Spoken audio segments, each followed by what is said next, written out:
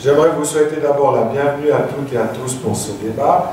Ensuite, évidemment, remercier nos deux débatteurs, à commencer par M. Christophe Blocher, qu'on ne présente plus, mais enfin, quand même rappeler que c'est l'homme politique le plus connu de Suisse, le plus populaire en termes de voix qu'il arrive à réunir autour du parti qu'il anime depuis maintenant 25 ans, quasiment, plus de 25 ans même, l'Union démocratique du Centre, ancien conseiller fédéral, parlementaire pendant au moins 2 décennies, je n'ai pas calculé le nombre d'années exactes, en tout cas plus de 20 ans, donc vraiment ténor de notre politique fédérale, et merci d'être venu depuis Zurich, ici au Valais, pour débattre de cette question. Et puis, de l'autre côté, puisqu'il s'agit quand même d'un débat, Philippe Nantermo, qui lui fait partie de la classe émergente, des jeunes politiciens émergents de notre pays, puisqu'il a fait une carrière, il est en train de faire une carrière tout à fait époustouflante, comme conseiller national, comme vice-président du PLR, et c'est, je crois, tout à fait une chance pour nous de vous avoir tous les deux ici pour parler de ce sujet important. Donc le titre, comme ça a été rappelé, Suisse-Union européenne, faut-il en finir avec la libre circulation? L'idée, c'est d'abord de donner la parole à nos deux orateurs qui, pendant 5-10 minutes maximum, vont donner leur point de vue sur cette question. Est-ce qu'il faut en finir, oui ou non? Ils vont répondre à la question. Ensuite, on fera un petit débat entre nos deux intervenants. Et puis, dans la troisième partie de la soirée, eh bien, la parole sera à vous pour que vous interveniez, que vous posiez évidemment des questions à nos deux intervenants. Alors, je vais commencer par M. Blocher, puisque finalement, c'est lui qui fait le plus grand déplacement. M. Nantermo, vous êtes de Martigny. Pas tout à fait, mais enfin, on est voisins. Moi, je suis d'Evionnaz et vous êtes de Morgin. Morgin, oui, voilà. On a juste les dents du midi qui nous séparent, ça qui nous rassemble plutôt. Voilà, très bien. Donc, je vais passer la parole à M. Blocher pendant quelques minutes, 7-8 minutes, et puis après à M. Nantermo, et on passera au débat. Très bien. Bonsoir, mesdames et messieurs. D'abord, je m'excuse parce que le français, ça, c'est pas ma langue maternelle. Et alors, je suis trop âgé pour changer la langue maternelle. Mais je vais essayer de parler français, et puis si je fais une faute, vous me corrigez ici. Hein? Pas de souci. Bon. D'abord, vous avez entendu les 25 ans que nous avons voté sur l'Europe. En général, c'est l'entrée dans l'espace économique européen, ça c'est le premier pas pour entrer dans l'Union européenne. Et tout le monde en Suisse qui était quelque chose, la classe politique, les grands directeurs généraux les grandes entreprises, etc., etc., ils ont été, faire aussi à Berne, le Conseil fédéral, presque tous les parlementaires, ils ont été pour entrer dans l'espace économique européen. Mais nous avons lutté contre cette entrée. Pourquoi? Parce que nous avons trouvé déjà, il y a 25 ans, c'est la construction de future l'Union européenne. Ça n'était pas encore construit. En 92, c'était un projet. Ça, c'est rien pour la Suisse. Pourquoi?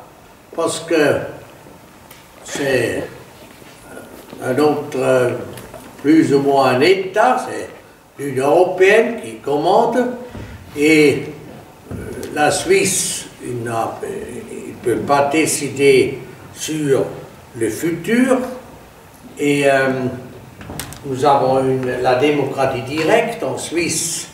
C'est les citoyens, les citoyennes, ils sont les plus hauts responsables, et si on va en l'Union européenne, c'est des personnes à Bruxelles qui décident.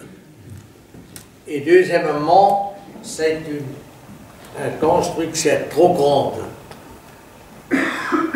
L'Europe, la force de l'Europe, c'est la diversité.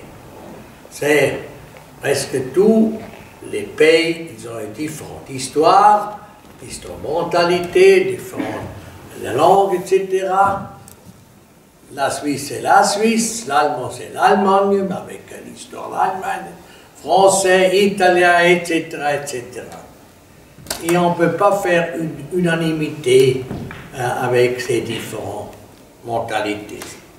Et puis vous avez entendu, en Suisse, on a dit, si les Suisses et les Suissesses votent non, la Suisse, elle est foutue. Et la Suisse n'a pas une chance, surtout pas une chance en point de vue de l'économie. Ils ont dit les grandes entreprises d'export, ils sont foutus. Je dois dire,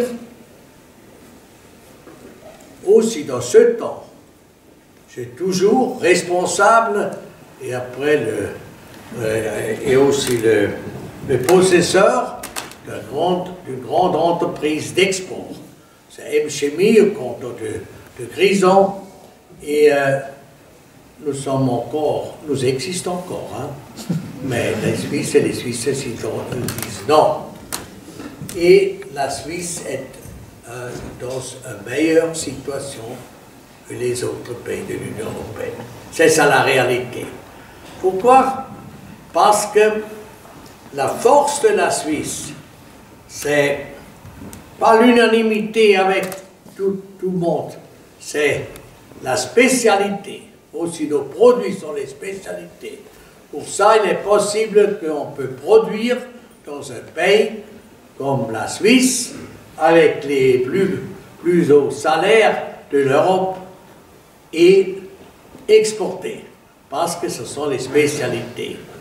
Et notre entreprise, aujourd'hui, il a 96% dans l'export, partout, pas seulement dans l'Europe, aussi aux États-Unis, en Chine, Japon, etc., etc.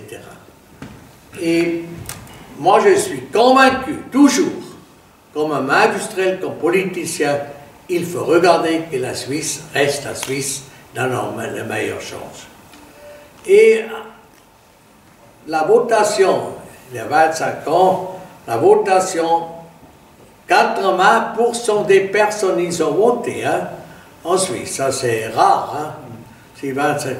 Et la majorité, ils ont voté non, et 2/3 des cantons, ils ont aussi voté non. Ça, je suis été étonné que les Suisses et les Suissesses ont eu le courage de dire non contre ces grands voix de la classe politique et tous les personnes, les grands professeurs, etc., qui ont dit faire attention si vous disiez non, la Suisse, il est détruite, il n'est pas passé. Mais aujourd'hui, il y a une autre situation. Je viens à présent de Berne, j'étais dans la science de la fraction l'après-midi. Et les 3 candidats pour le Conseil fédéral, c'est M. Moudet de Genève et Mme Moret du canton de Vaud et le Tessinois, ils sont venus dans la fraction. Puis nous avons dit, qu'est-ce que vous pensez sur l'entrée dans l'Union européenne? Oh non, non, jamais dans l'Union européenne. Ça, c'est pas très bien. Monsieur Maudet, il y a 2 ans, j'ai discuté au canton de Fribourg. Il m'a dit, vous êtes un homme âgé, vous ne voulez pas aller dans l'entrée dans l'Union européenne. Il le faut faire, c'est le futur aussi pour l'économie. Mais lui, il n'a jamais travaillé dans une entreprise. Hein. Et aujourd'hui, ils sont le contraire. Pourquoi? Ils ont vu que seulement 15% des personnes suisses veulent entrer dans l'Union européenne. Mais ça ne veut pas dire, si on dit à présent, nous sommes contre l'entrée de la Suisse dans l'Union européenne, parce qu'il y a des autres moyens pour bouger contre l'Union européenne. Une chose, c'est le contrat, parce que l'Union européenne, il y a 5 ans, ils ont écrit une lettre en Suisse, ils ont dit il est nécessaire qu'on fait un contrat cadre,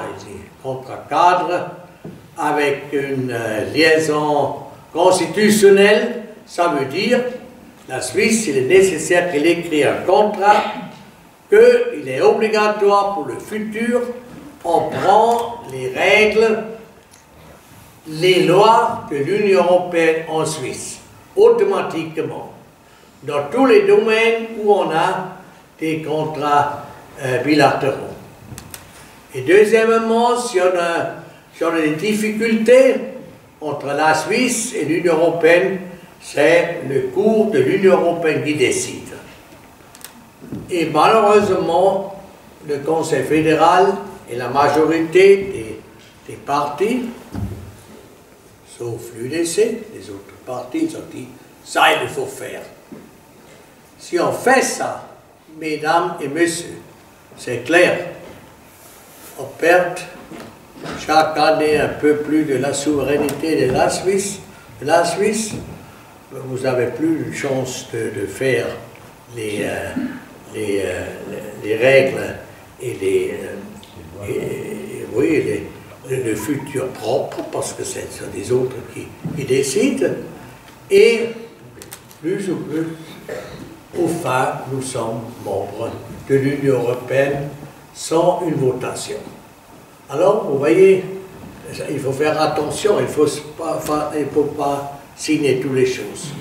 Et puis, après, en fin de 1999, on a fait des accords bilatéraux pour le trafic, etc., etc., etc. Et puis, on a fait aussi un contrat, c'est le contrat pour la libre circulation des personnes entre l'Union européenne et la Suisse. Et puis, on a beaucoup de difficultés avec ce contrat. Et pour ça, la Suisse et les Suisses, ils ont voté deuxième fois, puis ils ont dit il faut arrêter avec cette institution. Et moi, je suis sûr qu'il le faut faire, mais malheureusement, le Parlement et le Conseil fédéral, ils ne veulent pas faire. Hein. Ils ont dit, aussi le tribunal fédéral, ils ont dit le droit de l'Union européenne est plus haut que notre constitution. Ça, c'est les problématiques. Et puis, il faut rester, que la Suisse reste souveraine, que la Suisse reste la démocratie directe, c'est très important. Et troisièmement, fédéraliste, c'est aussi pour les cantons de la Suisse romande. C'est très important que les cantons, ils ont aussi une souveraineté et puis que l'on reste à neutralité. Je suis sûr, comme un homme industriel et un homme politique, que le futur de la Suisse peut être le meilleur que on s'attache à les grandes organisations de l'Union européenne. Merci. Bravo.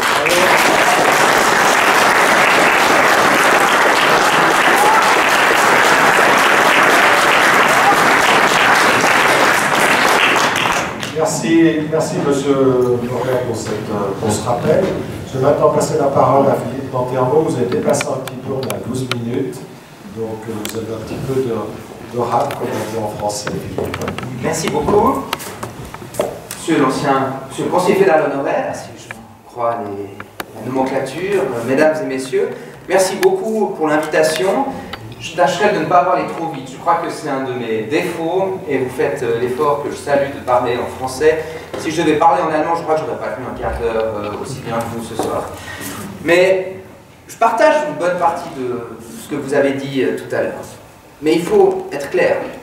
Nous ne sommes pas ce soir en train de faire un débat sur une votation qui va être toute prochainement soumise au peuple suisse. Et nous ne sommes pas non plus en train de faire le débat de 1992. 1992, vous avez gagné. Et je pense qu'on vous a félicité souvent, peut-être même trop souvent. On est en train de parler de l'avenir de la Suisse, l'avenir de notre pays. Et tous les pays du monde, des plus petits aux plus grands, et ce n'est pas Donald Trump qui me contredirait ce soir, tous les pays du monde ont des relations avec les pays d'à côté. La Suisse, comme la France, comme les États-Unis, comme la Chine. Et la question qui se pose est de savoir quelles sont les relations que nous voulons avoir avec les pays qui nous entourent. Il y a plusieurs options en ce qui nous concerne. On peut être membre de l'Union européenne. C'est une option que le peuple suisse a écartée à plusieurs reprises et qui, je crois, n'est pas dans le pipeline, en tout cas pas pour les prochaines années, et je ne la partage pas du tout. Nous aurions pu être membres de l'EE. Contrairement à ce que vous avez dit, M. Blocher, l'EE ne signifie pas forcément l'Union européenne. La Norvège, par exemple, est membre de l'EE et n'est toujours pas membre de l'Union européenne. L'un peut aller sans l'autre, en tout cas, les faits le montrent. Mais passons, on aurait pu imaginer que c'était un premier pas. Mais l'EE est une solution qui aurait existé, mais ce n'est pas celle que nous avons choisie parce que l'EE implique de reprendre en effet le droit européen. Il y a encore une autre option, c'est l'option britannique qui consiste à ne pas savoir du tout où on va d'une semaine à l'autre, qui à mon avis n'est pas une très bonne option si on veut avoir un peu de sécurité juridique pour les années à venir, même pour les heures à venir, à certains moments de la journée. Et puis, il y a sinon l'option suisse, qui est l'option bilatérale, qui a consisté à négocier de manière assez détaillée. C'est un peu vous le père de cette voie bilatérale, puisque c'est grâce à vous qu'on a dû la prendre, qui a consisté à négocier point par point les éléments qui étaient essentiels pour la Suisse. Et c'est pour ça qu'en 1999, nous avons pu avoir 7 accords bilatéraux, 7 accords qui vont tous ensemble, qui concernent en effet les produits agricoles transformés, qui concernent la science et l'éducation, qui concernent le transport aérien, et qui concernent entre autres la libre circulation des personnes. Et ces 7 accords-là, peut-être que c'était une bonne chose, peut-être qu'on aurait pu mieux négocier, mais ces 7 accords sont totalement liés entre eux, et pour celles et ceux qui auraient un doute là-dessus, quand vous rentrez chez vous ce soir, allez sur le site internet de la Confédération, vous tapez ALCP dans le recueil systématique, c'est Accord de libre circulation des personnes, et allez lire l'article 25 de l'ALCP, qui dit que si l'accord est dénoncé, les 7 autres accords n'ont plus d'effet dans les 6 mois. Donc il ne s'agit pas d'une clause guillotine dont on parle qui pourrait être résiliée par les autres pays s'ils le souhaitent. C'est quelque chose de totalement automatique. Les 7 accords sont ensemble comme s'ils ne formaient qu'un seul texte législatif. Et si nous dénonçons un accord, les 7 autres tombent. C'est comme ça que les accords bilatéraux ont été faits. C'était peut-être une erreur. Peut-être. Mais c'est comme ça que le droit suisse est fait aujourd'hui. Et pour l'avenir, nous avons plusieurs options. Alors on a dit l'Union européenne on oublie, on oublie. Nous avons la solution de l'accord cadre. Eh bien, je partage votre point de vue. L'accord cadre ne nous sert strictement à rien. L'accord cadre aurait été une option éventuellement si nous avions été dans une très mauvaise situation avec l'Union européenne parce que nous avions dénoncé les accords bilatéraux. Mais ce n'est pas le cas, nous avons pu éviter de le faire et nous n'avons pas besoin d'un accord cadre. C'est pour ça que les libéraux radicaux ont refusé clairement tout au long des mois, depuis le début de la législature, et ont dit clairement au Conseil fédéral qu'ils ne voulaient pas de cet accord cadre. Alors je ne sais pas ce que Pierre Maudet vous a dit cet après-midi, mais Pierre Maudet ne fait pas partie du groupe parlementaire, il a ses propres positions, mais je peux vous affirmer qu'au niveau fédéral, les libéraux radicaux ne veulent pas signer d'accord cadre. Et puisque, comme vous le savez, nous faisons la majorité ensemble, il n'y aura pas d'accord cadre selon toute vraisemblance, à moins qu'on se force à l'avoir. L'autre option, on l'a écartée, et l'option que nous voulons, c'est le maintien de cette voie bilatérale. Et je crois qu'aujourd'hui, on peut faire un petit bilan de cette voie bilatérale. 15 ans après, c'était 2002, l'entrée en vigueur de l'accord de libre circulation des personnes. 2007, l'entrée totale en vigueur, sans restriction pour les 10 pays qui nous entourent, les 10 premiers pays de l'Union européenne avec lesquels nous avons négocié. Eh bien, les 12 pays, pardon, avec lesquels nous avons négocié, eh bien, le bilan est quand même, je pense, positif. Nous avons en effet 500 000 étrangers de plus en Suisse et 500 000 Suisses en plus. 1 million de plus. C'est une croissance démographique qui correspond à ce que l'on connaît en moyenne sur le continent. Nous avons une croissance démographique de 25%, une croissance économique de 25%, soit supérieure à la croissance démographique. Le taux de chômage est resté peu ou prou le même. Le nombre de chômeurs aujourd'hui en Suisse, enfin au mois d'août 2017, est un petit peu inférieur à celui que nous avions en chiffre absolu au mois d'août 2003, ce qui est quand même intéressant. Le taux d'aide sociale, je sais qu'on en parle souvent, n'a pas bougé depuis 2005. Il est exactement au même nombre. C'est vrai qu'il y a plus de personnes à l'aide sociale, mais le taux d'aide sociale dans la population est resté à 3,2%. Ce sont des éléments qui laissent à penser que la voie choisie était assez la bonne, car elle nous a garanti une indépendance, une non-reprise automatique du droit européen, et les accords bilatéraux, nous les avons respectés. Maintenant, venons-en au 9 février. J'étais dans la commission qui a dû faire cette loi d'application. Je sais qu'il y a des gens, peut-être dans cette salle, qui considèrent que les gens qui ont fait cette loi d'application sont des traîtres. Eh bien, nous avions dans les mains deux textes qui se contredisaient. Nous avions l'accord de libre circulation des personnes, qui est un accord qui a été voté par le peuple, confirmé en votation populaire en 2008, reconfirmé à plusieurs reprises, et j'aimerais vous dire que ce n'est pas du droit européen, c'est du droit national suisse. Il fait partie de notre ordre juridique pleinement dès lors que nous l'avons signé. Et ce que l'on appelle, peut-être faussement, le droit international fait partie entièrement de notre ordre juridique. Il est de rang constitutionnel et même un peu au-dessus, selon non seulement le tribunal fédéral, mais toute la doctrine juridique suisse. Et puis nous avions cet article 121A de la Constitution, qui a été voté par le peuple et les cantons, qui nous demande de réintroduire des quotas et qui est incompatible avec cet article-là. Le problème, c'est que vous n'avez pas demandé au peuple de dénoncer l'accord de libre circulation des personnes, et la votation du 9 février ne le demandait absolument pas clairement. Et si vraiment on voulait l'interpréter de la sorte, il suffisait de proposer, plutôt que cette loi que nous avons faite, une dénonciation de l'accord. Mais malgré le fait que vous disposez aux chambres fédérales du plus grand groupe de l'Assemblée fédérale, pas un seul de vos députés ne s'est levé et n'a proposé de dénoncer l'accord de libre circulation des personnes.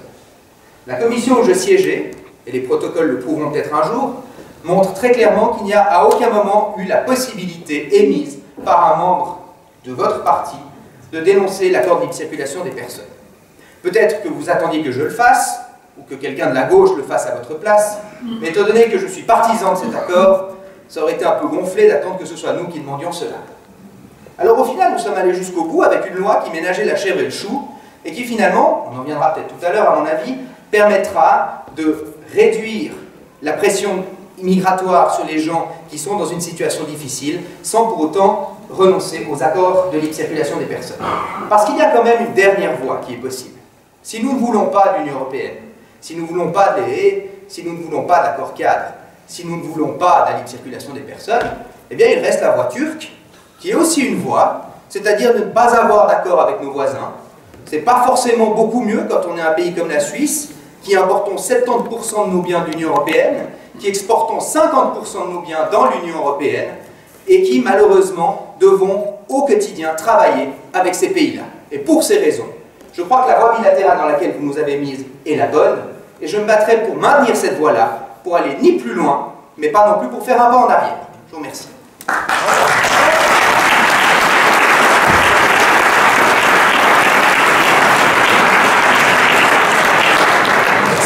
Merci beaucoup, M. Dampierrot. Je vois que nos débats sont excellents, c'est très bien. Avant de passer au débat proprement dit, je vais peut-être vous poser à chacun d'entre vous, si vous permettez, une petite question provocatrice. Monsieur Kocher, vous êtes un politicien à succès, vous avez été au Conseil fédéral, vous êtes un entrepreneur à succès, vous avez brillamment dirigé Emskeni, vous exportez beaucoup avec... travaillez donc effectivement avec les pays européens, etc., avec votre entreprise qui est une multinationale. Et je voulais vous demander, mais qu'est-ce qui vous fait tellement peur avec cette libre circulation? Pourquoi est-ce que vous avez semblé avoir si peur de la libre circulation? Moi, je suis un entrepreneur, je n'ai pas peur. Pour les managers et les entrepreneurs, c'est très bien. Vous avez une libre circulation de personnes, vous pouvez choisir les employés entre 70 millions de personnes. Hein? C'est plus facile que seulement en Suisse. Pour ça, ils sont pour la libre circulation de personnes. Mais au point de vue de la Suisse, ça ne va pas. Quand on a commencé, le Conseil fédéral, aussi Valaison, surtout M. Couchepin, il a dit Nous avons demandé expertise. Les professeurs, ils ont dit, ils viennent seulement 8 jusqu'à 10 000 personnes plus. Et aujourd'hui, dans toutes les années, ils sont plus que 70 000. Alors, si on fait une faute, et le professeur qui a fait cette expertise, l'année passée, il a dit, je dois dire, je me trompais, c'est faux. Et puis si on fait une faute, on peut corriger. Hein, c'est partout comme ça la vie. Il est clair pour les entrepreneurs suisses et aussi pour les autres, pour les hôpitaux, etc. Vous avez nécessaire des étrangers parce que si on ne trouve pas les personnes en Suisse, alors il est possible de prendre les étrangers. Déjà longtemps, nous avons une bonne expérience avec ce système entre 1971 et 2007. Et ça a bien fonctionné. Clair, c'était des contingents, et puis d'abord, si on a voulu, parce qu'on n'a pas trouvé personne en Suisse, c'était nécessaire qu'on a dit que j'ai cherché, mais ça y est, à présent, et je dois une permission pour un étranger.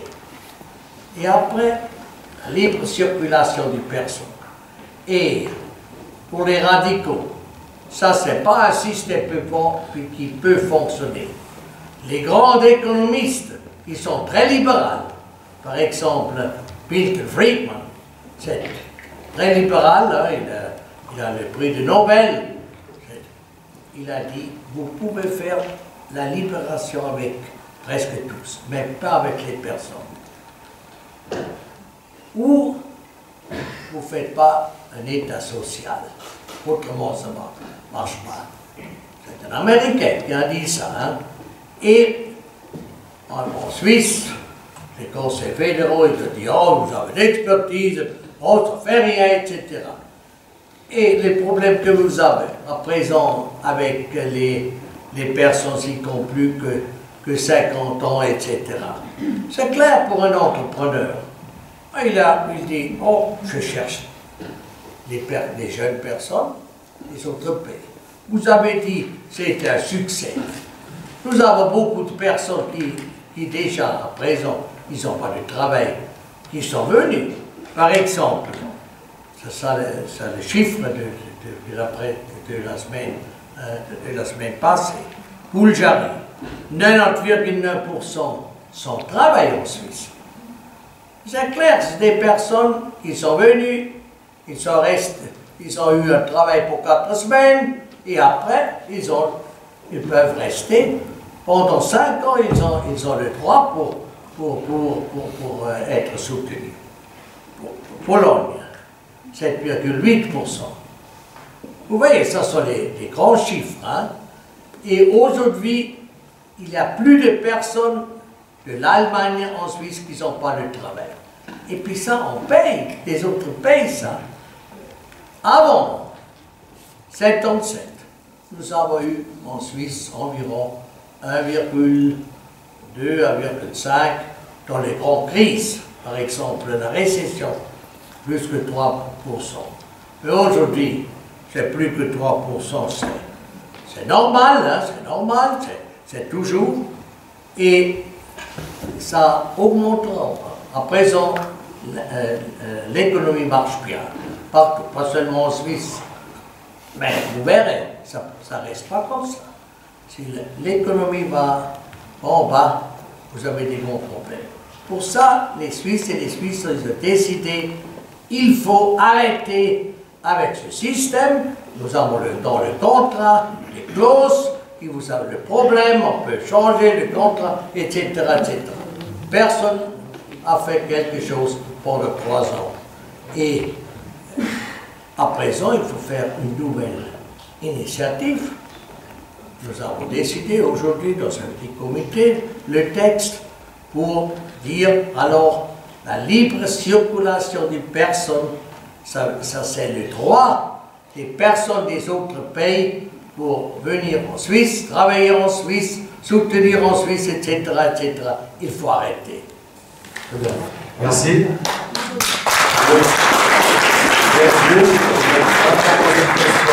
Monsieur Monterbo, la question justement inverse, aussi un peu provocatrice, parce que vous avez défendu avec talent la libre circulation, mais vous l'avez fait de manière très juridique, si je puis dire, en parlant du droit, etc., ce qui est sans doute une réalité. Mais moi, j'aimerais vous entendre sur le fond. Qu'est-ce que vous trouvez au fond de si bien dans cette libre circulation? Parce que, effectivement, on voit que ça pénalise quand même les travailleurs suisses, puisqu'il y a des chômeurs, etc.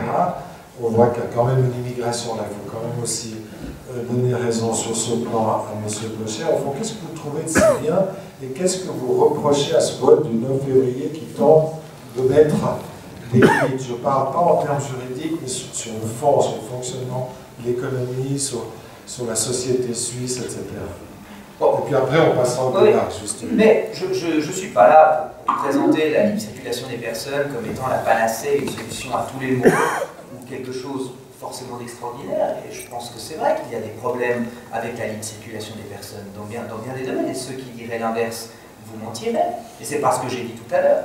Mais je voudrais d'abord qu'on rappelle qu'on ne parle pas que de la libre circulation des personnes quand on parle de l'accord de libre circulation des personnes. On parle de l'ensemble du paquet bilatéral 1. Et dire le contraire, c'est faire semblant de ne pas lire le contrat dont M. Blocher parlait tout à l'heure. Le contrat qui ne prévoit pas, en fait, de possibilité de faire autre chose que ce qu'on a fait avec la loi du 16 décembre de l'année dernière, qu'elle est le plus loin possible dans le cadre juridique qui est le nôtre. Alors, la libre circulation des personnes a évidemment des avantages, parce qu'il n'y a pas que des domaines dans lesquels il y a une pression telle que l'on n'arrive pas à trouver, que l'on trouve beaucoup trop de main-d'œuvre en Suisse. C'est même plutôt l'inverse. Il y a beaucoup de domaines en Suisse où on est très performant et où on cherche à embaucher du monde.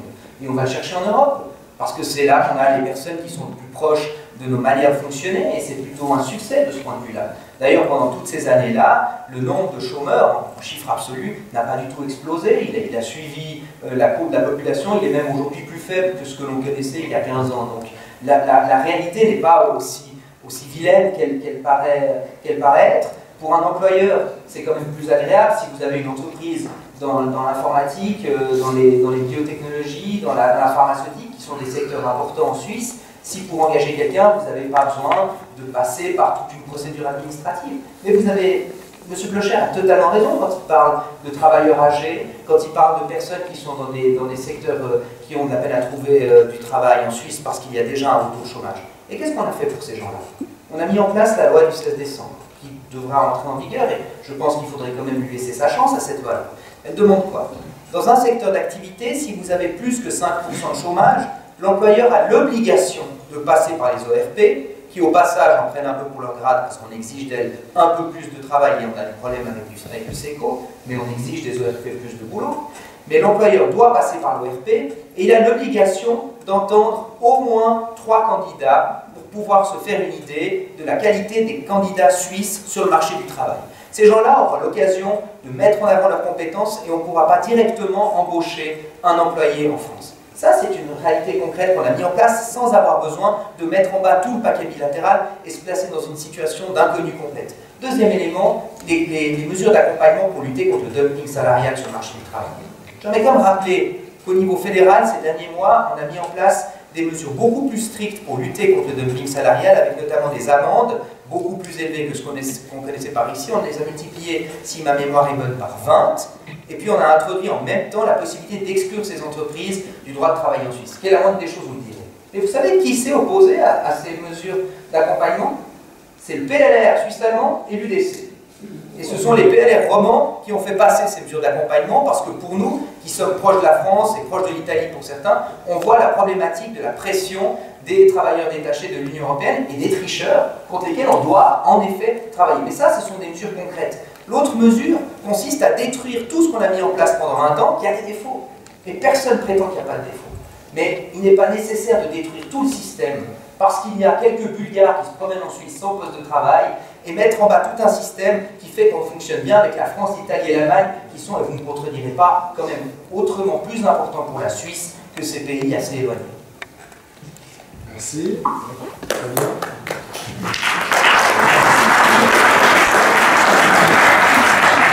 Juste pour revenir maintenant au débat, monsieur Blocher, je voulais vous demander comment vous voyez effectivement l'avenir. Vous avez esquissé ce que vous avez décidé cet après-midi de lancer une nouvelle initiative, mais au fond, de votre point de vue, sachant les limitations, les limites au fond de cette libre circulation, les problèmes qu'elle pose, mais en même temps les avantages qui ont été soulignés par M.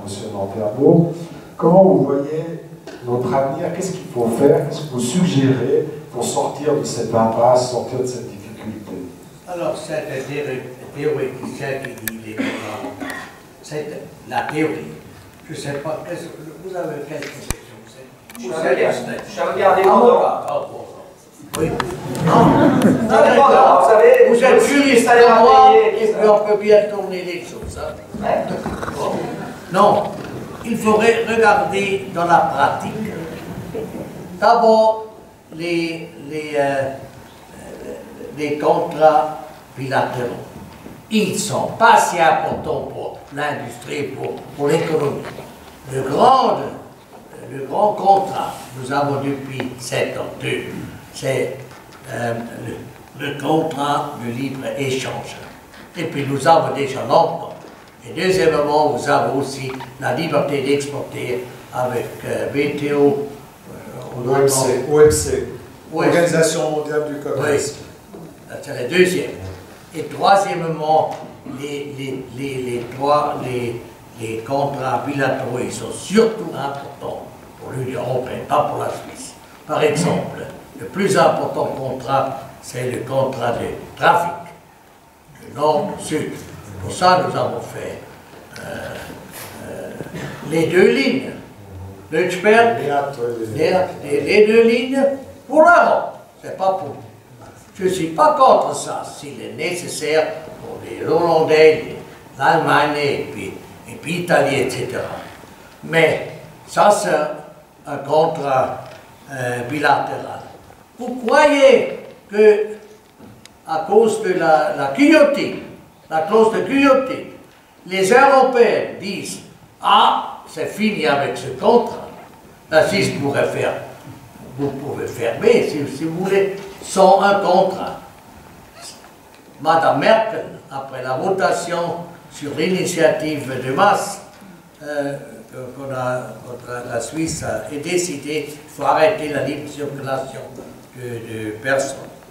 Quelqu'un a demandé à Madame Merkel, « Ah, vous arrêtez à présent avec tous les contrats. » Elle a dit, et puis ça c'est une exception, si Madame Merkel n'est pas très, pas très active, elle parle, mais elle a fait comme ça. Elle a dit, on n'arrête pas avec les contrats qui sont dans l'intérêt de l'Union européenne. Ils ont raison. Vous avez dit, au point de vue juridique, malheureusement, c'est le Conseil fédéral et la majorité de notre Parlement, aussi votre parti, ils ont voté pour une clause guillotine. C'est une stupidité par excellence. Mais à présent, en juridique, vous avez raison. Mais c'est pas. Et les autres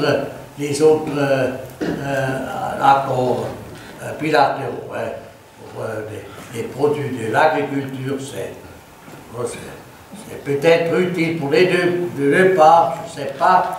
Et il y a un contrat qui est important pour les deux, avec, on dit en allemand, die Handelshemmnisse, des techniques. Pardon? Des entraves techniques. Oui, ça pour les deux choses, il est important. Mais on pourrait être libre.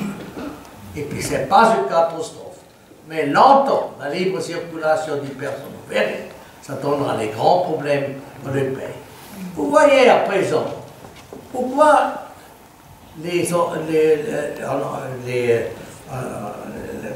Great Britain, pourquoi ils ont décidé le Brexit? Surtout à cause de libre circulation des personnes. C'est un grand problème. C'est aussi avec la criminalité, etc., etc., et avec avec la deuxième bêtise, c'est le Schengen Dublin, on ne peut pas contrôler les frontières, etc. Ça, c'est un système qui ne peut pas fonctionner. Et puis, il faut faire le chemin, il ne faut pas attaquer les autres, mais c'est notre chemin, et puis ça a été toujours, il a bien marché, et puis je suis sûr, c'est le meilleur pour les Suisses et les Suisses, et l'industrie, et aussi les avocats, s'ils ne se trouvent pas en Suisse, et personne, il y a des autres pays. C'est vrai que mais seulement, si on ne trouve pas. C'est vrai que les avocats sont moins soumis à la concurrence peut-être que les autres ouvriers. Alors c'est ce qu'on nous prétend souvent, mais parce que vous savez très certainement que la libre circulation des personnes a introduit en fait la libre circulation des avocats en Suisse. Parce que le droit suisse, voilà. c'est trop compliqué. Mais évidemment, je ne partage pas ce qu'a dit M. Beuchere. C'est vrai que ces accords bilatéraux ont un intérêt pour l'Europe. La clause guillotine, comment elle s'est négociée, comment elle s'est faite, je ne pense pas qu'il faille refaire l'histoire, vous avez peut-être raison, mais elle est là, et si la libre circulation des personnes tombe, les autres accords tombent aussi. Et vous prenez l'exemple britannique qui nous montre plutôt qu'aujourd'hui, l'Union européenne n'est pas tout à fait disposée à 27 à faire des fleurs à ceux qui décident de lui tourner le dos. Ils ont plutôt, d'ailleurs j'ai lu la semaine dernière, qu'ils voulaient imposer des juges étrangers aux Anglais en échange du droit de participer à un semblant de marché unique, ce qui ressemblerait plutôt à un accord de libre-échange. Donc en réalité, ils seraient moins bien traités que ce qu'on a pu obtenir nous. Alors, je ne suis pas persuadé que la période soit tout à fait propice pour essayer de réouvrir un paquet de négociations avec l'Union européenne, sachant qu'on a quand même bien changé de situation. Je me souviens quand on débattait de l'initiative, la fameuse initiative sur l'immigration de masse, j'entendais dire que la Suisse était le deuxième ou le premier partenaire de l'Union européenne. Aujourd'hui, on n'est plus que le quatrième partenaire de l'Union européenne. La Chine nous est passée devant, la Russie nous est passée devant en matière d'importation, et puis très bientôt, la Grande-Bretagne va nous passer devant, puisqu'ils vont à leur tour devenir un pays extérieur de l'Union européenne. Et puis les autres accords sont quand même intéressants pour nous. L'accord sur le transport aérien, on aurait bien aimé l'avoir au moment du grounding de Swissair. L'accord sur les entraves techniques au commerce, vous l'avez cité. L'accord sur les produits agricoles transformés fait que, et c'est quand même un truc à souligner, mais que la Suisse, en matière de produits laitiers transformés, est exportateur net. On arrive à vendre nos fromages en Europe grâce à cet accord. Sans ça, c'est fini. On n'a plus accès au marché pour la vente des... Eh bien, c'est une réalité. Il faudra le renégocier. Mais on ne sait pas aujourd'hui ce qu'on peut obtenir dans une renégociation. Même chose pour l'accord sur les marchés publics, parce que vous avez, même dans votre parti, des gens comme M. Spuller qui concourent pour vendre des tramways partout en Europe. Grâce à cet accord sur les marchés publics, nous ne pourrions pas vendre dans le domaine du transport public des marchandises sans cet accord-là. Ce sont des accords qui sont quand même très intéressants pour nous. Alors vous avez raison quand vous dites que l'accord de libre-échange de 1972 est le principal. Mais ça n'empêche pas que les suivants étaient avantageux, et surtout que l'accord sur la libre circulation des personnes, aujourd'hui, ne nous apporte pas du tout les méfaits que vous présentez. La criminalité, je pense que les gens dans la salle doivent au bout d'un moment s'en rendre compte un petit peu. Ça fait combien d'années depuis que je fais de la politique qu'on nous dit chaque année que la criminalité est en train de monter, mais on voit aussi les polices cantonales nous sortir leurs statistiques de criminalité chaque année, où on voit qu'en réalité, elles stagnent, voire elles diminuent. La police cantonale valaisanne fait d'ailleurs un très bon travail, et globalement, on ne vit pas dans un état qui croule sous la criminalité. D'une manière générale, les taux de chômage que l'on a, ils évoluent bien plus en lien avec les crises financières que l'on croise qu'avec la problématique de libre circulation des personnes. Et je viens d'une région, et c'est d'ailleurs assez cocasse, où on est dans une situation économique pire que celle qu'on a juste de l'autre côté de la frontière en France, dans le secteur touristique, où nous-mêmes nous se demandons si ce n'est pas nous qui finirons par aller travailler chez les Français, étant donné qu'on n'a pas su gérer nos domaines skiables. Donc, en fin de compte, je ne suis pas persuadé que la libre circulation des personnes telle que vous la présentez soit aussi néfaste que vous le dites. Elle permet en tout cas à 500 000 Suisses qui vivent en Europe d'avoir une situation juridique stable. Elle permet aux entreprises suisses d'embaucher. Et on a commencé à mettre en place, il faut laisser ces éléments se développer, des mesures d'accompagnement pour que les personnes les plus faibles ne soient pas mises de côté. Et ça, je pense que c'est très important. Je pense qu'on peut collaborer dans cette voie-là. Mais avec une bonne voie bilatérale, c'est toujours mieux qu'un align gum qui, aujourd'hui, par les temps qui courent, est absolument de la pure spéculation en matière de négociation. Vous parlez justement la même chose qu'il y a 25 années. Justement la même chose. C'est-à-dire, on ne peut pas faire des pas Merci bien les politiciens qui aident toujours nos entrepreneurs pour exporter les produits. Mais nous n'avons pas besoin. Monsieur, nous avons besoin des autres choses. Moins des règles, moins comment dire en français, des flappierende maat, les mesures. Ça, c'est une bêtise. Hein. Nous avons eu une libre marche jusqu'à présent, et à présent, vous voulez réguler. C'est clair, parce que vous n'avez plus, si vous avez libre la circulation de personnes, il est nécessaire de faire cette bureaucratie.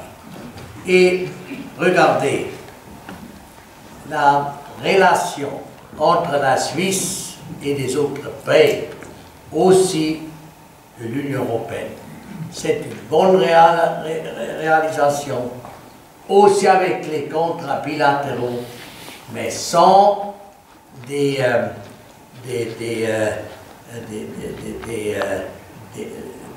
tâches de toucher la souveraineté. Il est nécessaire que nous avons la libre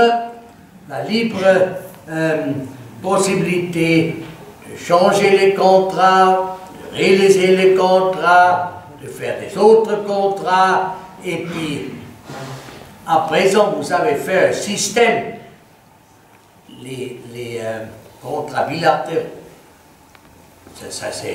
vous avez dit les radicaux, c'est le chemin des rois. Hein? Nous n'avons plus les rois en Suisse. On n'a jamais eu. Mais regardez, on a fait toujours des contrats bilatéraux depuis 700 années en Suisse. Si on a un problème avec un autre contrat, on fait un contrat. Regardez, c'est mon intérêt, c'est ton intérêt, etc.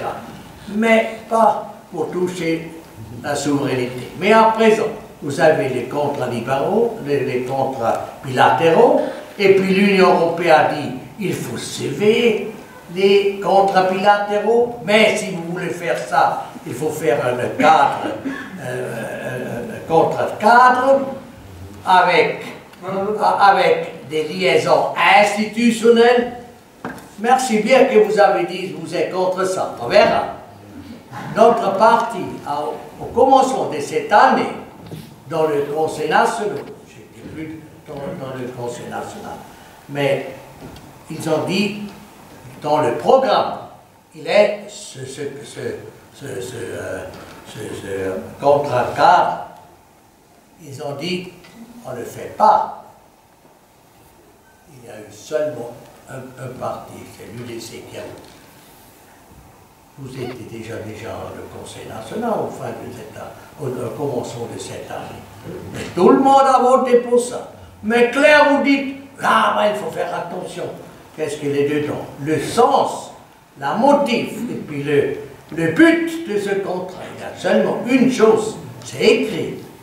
Prendre les lois de l'Union européenne, sauf un droit en Suisse pour dire non, ou si vous dites non, l'Union européenne a des possibilités de faire des mesures pour punir la Suisse. Hein?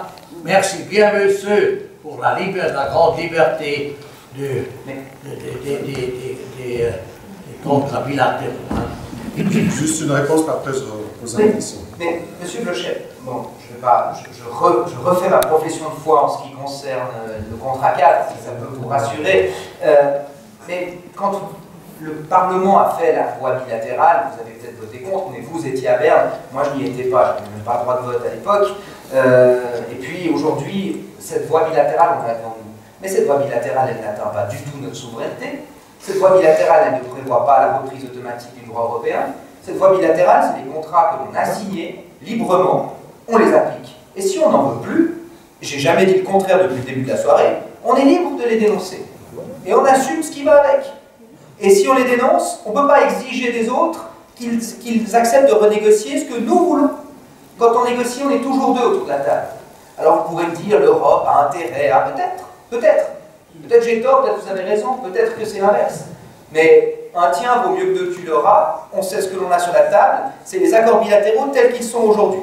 Et si on les dénonce, on prend le risque d'être dans la situation des Anglais, avec pas tout à fait la même force de frappe économique, et de devoir tout renégocier à zéro. Et je ne suis pas persuadé qu'aujourd'hui on obtient mieux. Mais prétendre que la voie bilatérale est une atteinte à la souveraineté, je regrette, c'est faux. Ou alors c'est de dire qu'à chaque fois qu'on signe un contrat librement, eh bien on perd notre souveraineté. Finalement, on accepte librement, comme n'importe quel peuple souverain, de respecter certains engagements jusqu'à ce qu'on décide de sortir. Merci. Je vais encore poser une question avant de passer la parole à la salle.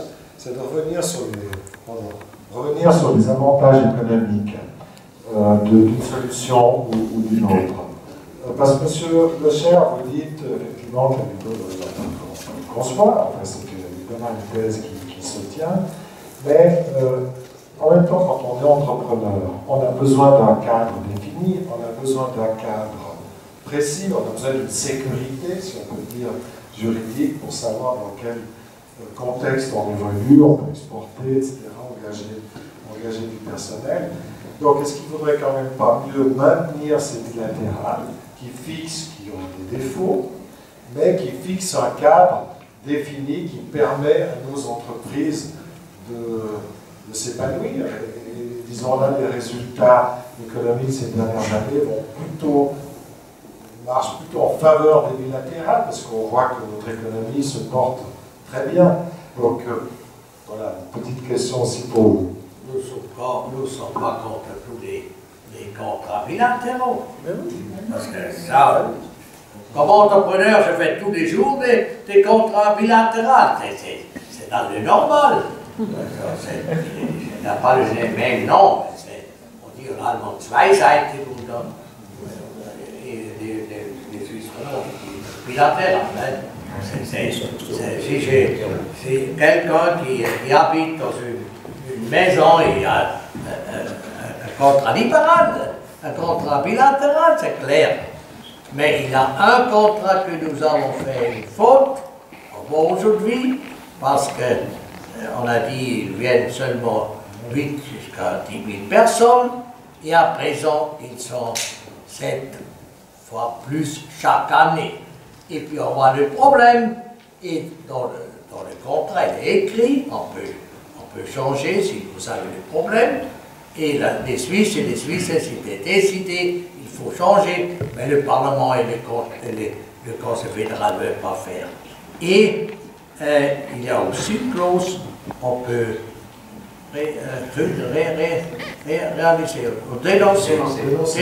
on peut dénoncer le contrat.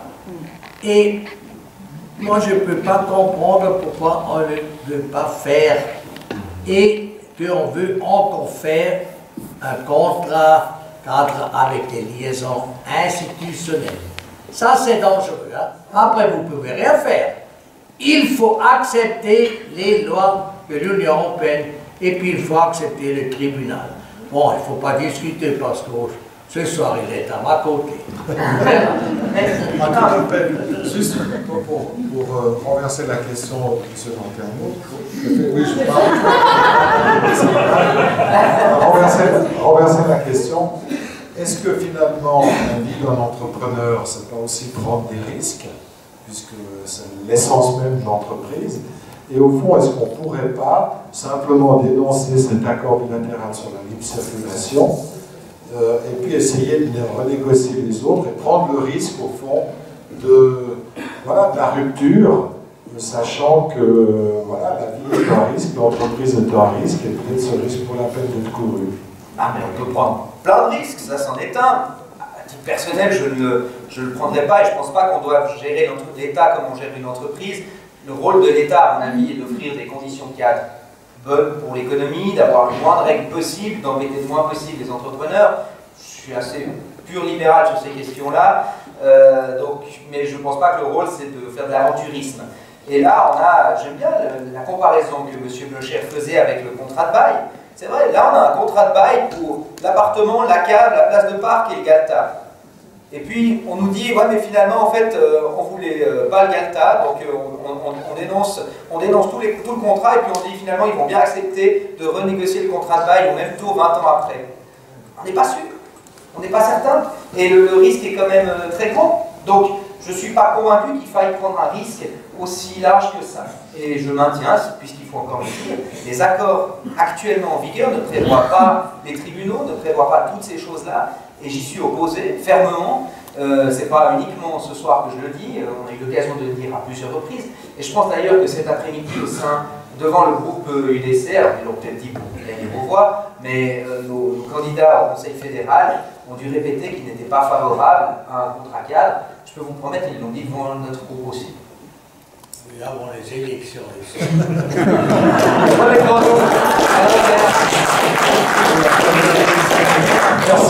Merci à nos deux débatteurs. Je trouve que l'échange a été tout à fait intéressant et constructif. J'ai bien vu vos positions. Là, maintenant, je vais vous passer la parole. C'est un peu à vous de... Voilà, je vois beaucoup de mains qui se lèvent. Oui, très bien. On va vous distribuer les micros. Monsieur Briman, vous passez les micros. Alors, il y a monsieur Chalet. Oh, il y a beaucoup de mains. On n'aura pas de souci de questions. Et puis après, il y a monsieur devant, il y a madame là. Oui, bonsoir. Présentez-vous peut-être. François Chalet, oui. J'ai besoin d'une clarification très politique. Il y a des conseillers nationaux UDC dans la salle. Je crois que j'ai vu Louzistam tout à l'heure et je sais qu'il y en a d'autres. Quand M. Nantermo dit que l'UDC n'a jamais demandé la dénonciation de la libre circulation des personnes après 2014, est-ce que c'est vrai? Parce que lorsque j'ai voté, moi, pour l'initiative UDC en 2014, j'ai voté contre la libre circulation des personnes. Est-ce que vous pouvez nous expliquer pourquoi l'UDC n'a pas demandé la dénonciation de la libre circulation des personnes? Oh non, ça oui. Monsieur Blocher. Le système est dans la Constitution que l'on a décidé. Ça, c'est le système qu'on a eu de 1971 jusqu'à 2007. Et puis ça a fonctionné. Jusqu'à 1971, on a eu la libre circulation de personnes en Suisse. Et puis on a de très grandes difficultés. On a eu l'initiative de Schwarzenbach, il y a eu 45%, et puis c'était très extrême. Et puis les industriels et le Conseil fédéral, ils ont dit, à présent, il faut limiter. Et puis il faut faire comme ça. Si on ne trouve pas les personnes en Suisse, on a une permission. Et deuxièmement, on fait les contingents, c'est dans l'initiative, le contingent. Chaque année, on fait le contingent et limite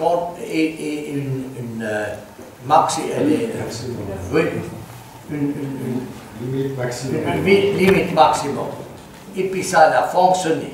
2 fois, on n'a pas trouvé les personnes en Suisse, et puis le Conseil, la politique a dit, après ça c'est fini, c'est le maximum. C'était à 74, parce que ça c'est une conjoncture qui est si chaude qu'on a limité les crédits, etc., etc., et après on a eu la récession. Et la deuxième fois, c'était à 89, c'est la même chose, c'était la conjoncture est très, oui, nous avons eu des taxes pour hypothécaires de 7 et 8% pour baisser. Autrement, c'est toujours bien marché.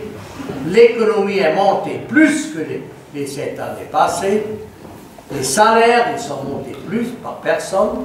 Et les produits, coûts social produits, les produits social brut par tête, il est monté plus. Ça, il le voit, pour ça, il est bien changé. Et le système, il est donné, il est écrit dans la Constitution. Et pourquoi vous dites, vous n'avez pas fait une autre proposition pour un système? Oui, juste là-dessus. Si je peux répondre, parce que je ne pense pas qu'il y ait besoin d'Olivier Meuly pour répondre à cette question, on peut répondre directement sur ce qui s'est passé dans les quelques mois qui précèdent. En effet, au Parlement, quand nous avons dû traiter de la loi de mise en œuvre du 9 février, il y avait la proposition de la Commission, qui est la loi qui est aujourd'hui en vigueur, contre laquelle personne n'a lancé de référendum de manière sérieuse d'ailleurs, mais la loi qui est aujourd'hui en vigueur. Et puis, en face, l'UDC est venu avec quelques propositions pour faire des contingences qu'on retrouve dans la Constitution, et nous avons dit, à plusieurs reprises, on l'a dit au plénum, vous pouvez retrouver ça sur le site de la Fondation, nous avons dit, nous n'appliquerons pas une loi qui n'est pas conforme aux accords que la Suisse a signés. La Suisse n'est pas une république bananière, les accords, on les respecte ou on les dénonce. Alors si vous n'en voulez pas, faites une proposition pour dénoncer ces accords, on y sera opposé, mais faites-la au moins. Personne ne l'a fait. Personne n'a déposé d'amendement pour demander. Mais relisez les textes. Il n'y a aucune demande. Dans la commission, 50 propositions. 50 propositions loi. pour faire des lois qui étaient incompatibles avec la libre circulation des personnes, mais pas une seule proposition formelle de dénoncer la libre circulation des personnes. Et pas non. Mais je ne vous parle pas d'une motion, je vous parle d'un amendement, d'un article de loi qui prévoit la dénonciation.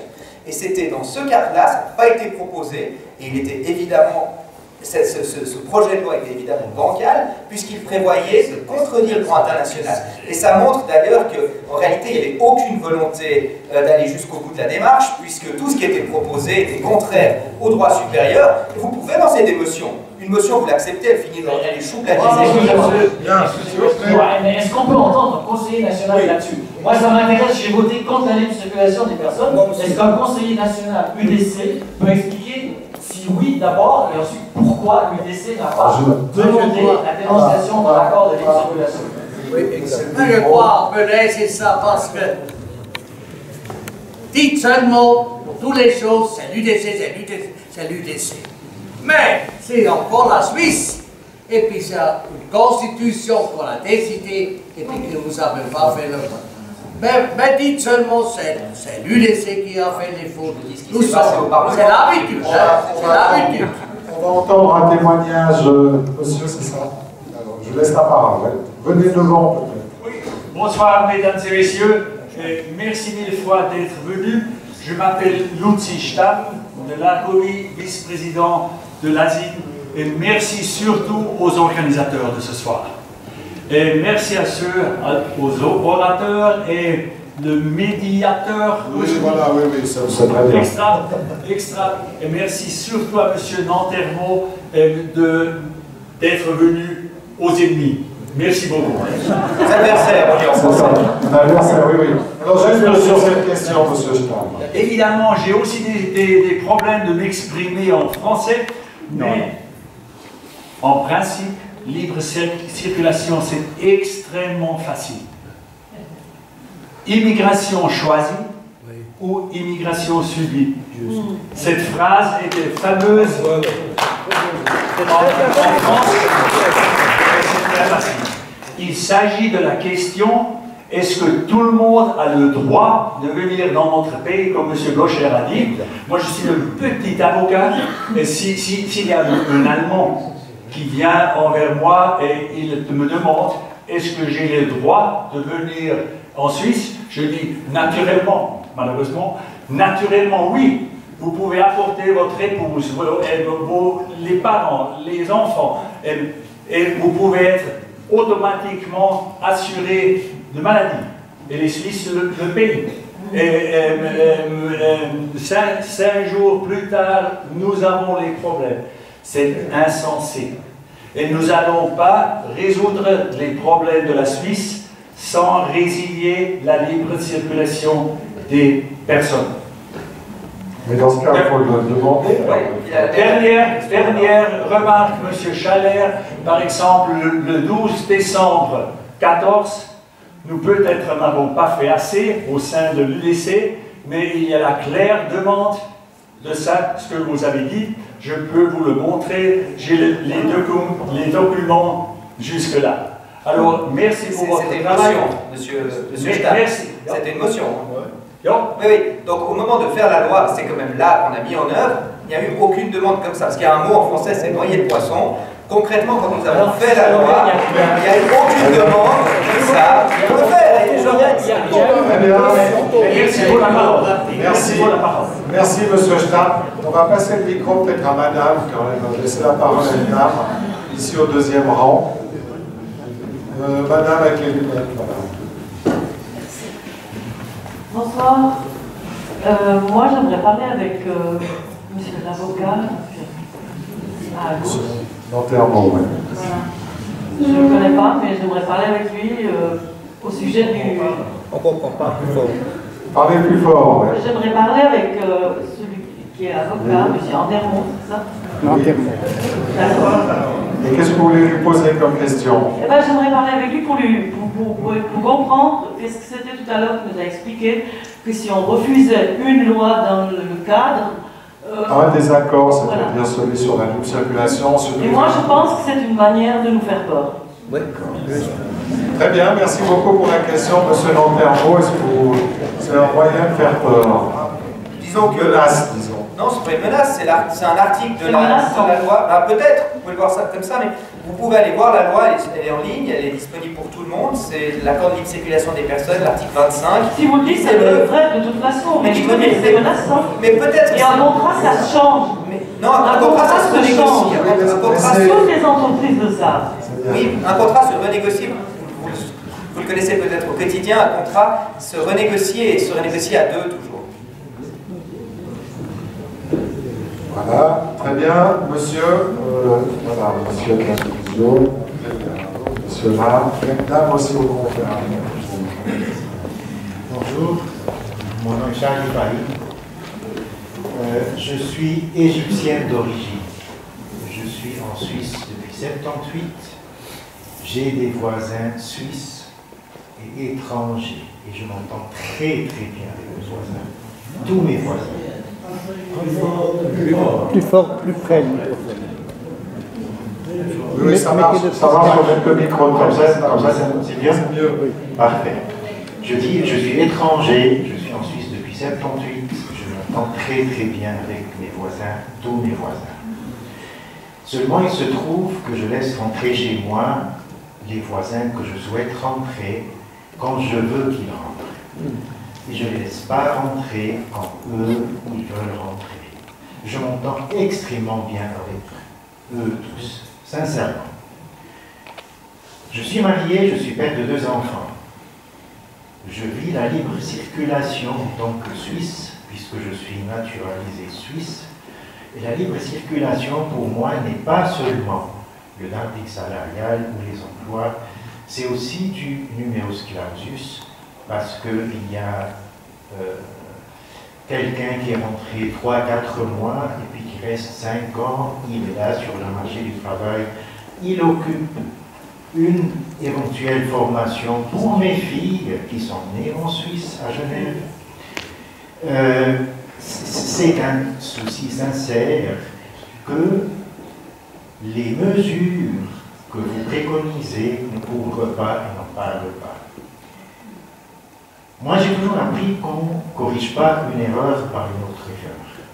Et si on a fait une erreur dans un contrat, on ne corrige pas ça par des mesures et d'autres mesures et une troisième mesure qui complique le tout. Moi, j'ai pas peur de négocier quelque chose si j'ai la certitude que le chemin où ce qu'on vit n'est pas forcément bon. On a tous tendance à dire, on a quelque chose sur la table, le diable qu'on connaît vaut mieux le diable qu'on ne connaît pas. Mais on ne sait jamais qu'est-ce qu'on peut avoir, on sait ce qu'on a, on ne sait jamais qu'est-ce qu'on peut avoir. La peur n'a jamais été un bon conseil, et je ne pense pas que c'est les bilatérales qui ont fait la Suisse, le bonheur de la Suisse. Je pense que c'est plutôt le travail des Suisses, la qualité suisse. C'est pas parce que on a des accords bilatéraux que là, ils achètent notre marchandise. Très bien. Merci, merci Monsieur Paillet.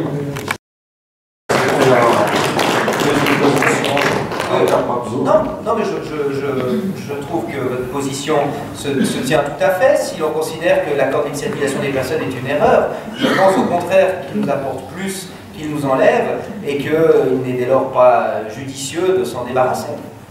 Non, mais je veux faire un exemple.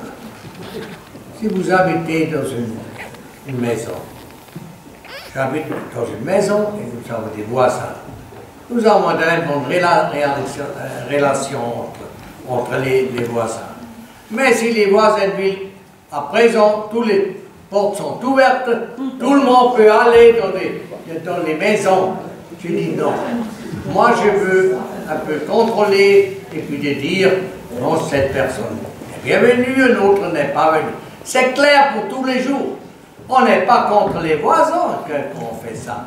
Nous ne sommes pas contre les étrangers. Qu'est-ce qu'on dit alors? Il faut un peu régler. Il peut venir en Suisse, il peut travailler ici, et puis on peut choisir. Et puis si nous avons trop de personnes qui ne trouvent pas le travail ici, c'est clair qu'il faut prendre de cette réservoir. Je ne peux pas comprendre qu'on fait toujours une théorie. C'est la vie qui est comme ça. Mais, Monsieur Blocher, excusez-moi, mais là, on n'a pas une absence de règles. Et la libre circulation des personnes, ce n'est pas une absence de règles. Il y a des gens qui ne peuvent pas venir en Suisse, et il y en a beaucoup, même de l'Union européenne, pour des raisons criminelles. C'est la libre circulation des travailleurs. Ce n'est pas la libre circulation des requérants d'aide sociale, par exemple. Et nous avons mis en place une série de normes au niveau fédéral pour que les cantons doivent mettre en œuvre, mais ils ont de la peine à le faire, mais pour que les cantons doivent mettre en œuvre pour que, par exemple, les gens à l'aide sociale puissent être envoyés chez eux, parce que ce n'est pas ça l'idée de la libre circulation des personnes. Mais quand un pays décide que ceux qui ont le droit d'obtenir un titre de séjour sont ceux qui ont un emploi, c'est une norme de savoir qui a le droit de venir et qui n'a pas le droit de venir. Simplement, plutôt que choisir un fonctionnaire pour décider qui avait le droit de venir ou pas, on a choisi un employeur. Et comme libéral, je pense que c'est mieux que l'économie décide qui a sa place en Suisse dans le marché du travail que quelqu'un à Berne avec un calepin inscrit. C'était jamais été comme ça. Bon, c'est l'année prochaine, je le vois. Jusqu'à 2007, ça a bien fonctionné. C'était pas un fonctionnaire à Berne qui a décidé.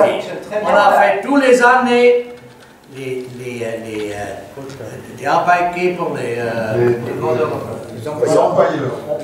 les employés, puis les différents intéressants, ils ont dit, qu'est-ce qu'on fait l'année prochaine? On a trop de personnes pour les bâtiments, etc.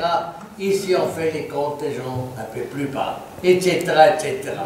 Et après, on a fait local entre les organisations privées. On a dit alors, je dois avoir encore une personne de l'autre pays. On a dit alors, qu'est-ce que tu as fait en Suisse? Tu as cherché? Oui, j'ai fait ça. Alors, tu as une personne. Il a fonctionné. Claire, c'est aussi un peu bureaucratique de demander. Mais aujourd'hui, avec les mesures d'accompagnement, c'est encore beaucoup plus c'est pas vrai. Oui, c'est absolument faux. En provenance de l'Union européenne, je le connais tous les jours. Mais moi, je travaille comme avocat et je le fais aussi tous les jours pour des employeurs. Et je vois comment ça fonctionne. Ce n'est pas du tout bureaucratique comme vous le présentez. Ça fonctionne très bien. Et on a mis en place des mesures justement dans les secteurs où il y a des problèmes pour corriger ces problèmes-là. Mais vous ne pouvez pas prétendre que c'était mieux quand vous aviez des quotas qui devaient être distribués qu'aujourd'hui vous avez des employeurs qui choisissent qui peut travailler ou pas. Très bien, on va arrêter là pour passer la parole à madame. Oui, madame Hélène Ackermann de Genève. J'ai deux choses, une question et une anecdote. La première, je pense, ne pensez-vous pas qu'il faudrait toujours, quand on parle du chômage, de parler aussi des chiffres du social? Parce qu'on n'en parle jamais, mais le pourcentage des gens au social est énorme et on n'en parle pas. D'accord, merci. La deuxième, c'est une anecdote. Il y a quelques années, j'ai lu le livre écrit par M. Hayek, l'horloger. Il a parlé à Helmut Kohl, qui voulait que la Suisse entre dans l'Europe. Et il lui dit, mais qu'est-ce que vous voulez que la petite Suisse entre dans l'Europe? De quoi a-t-elle besoin? Et Helmut Kohl lui a répondu, de votre argent. Je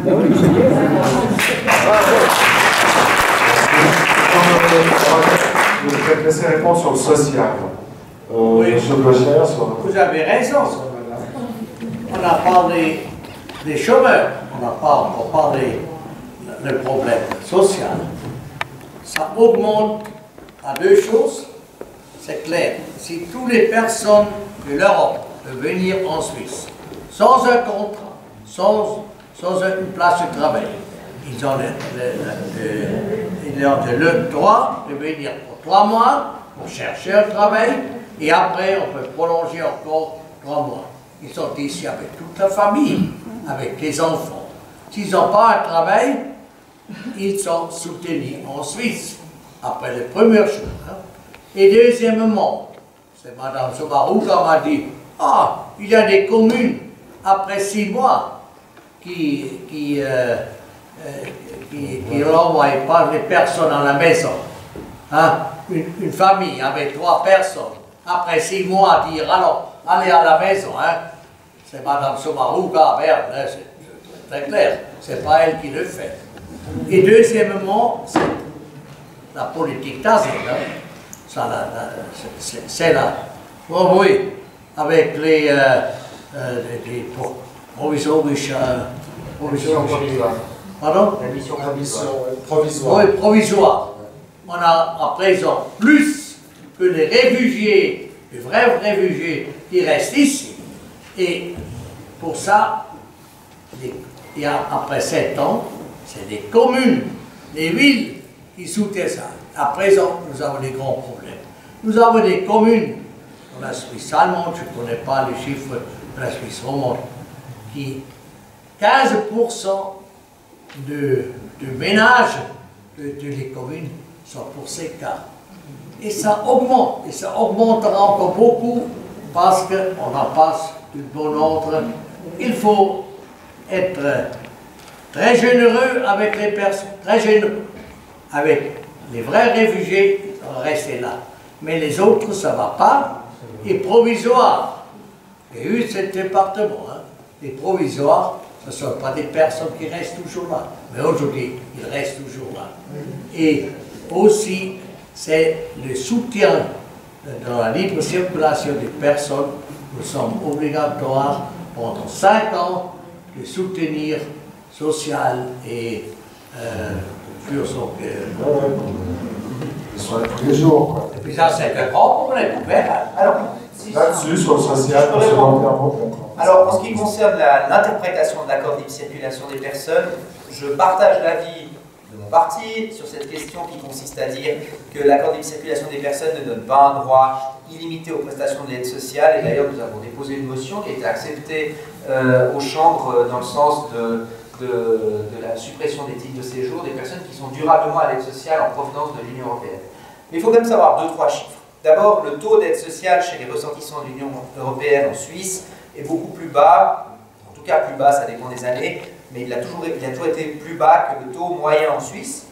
Et c'est le taux des étrangers extra-européens qui est relativement haut en moyenne. Et ce qui est intéressant, c'est que de 2005 à 2014, et je l'ai dit tout à l'heure, mais je le répète, le taux d'aide sociale n'a pas bougé en Suisse. Il est resté à 3,2%.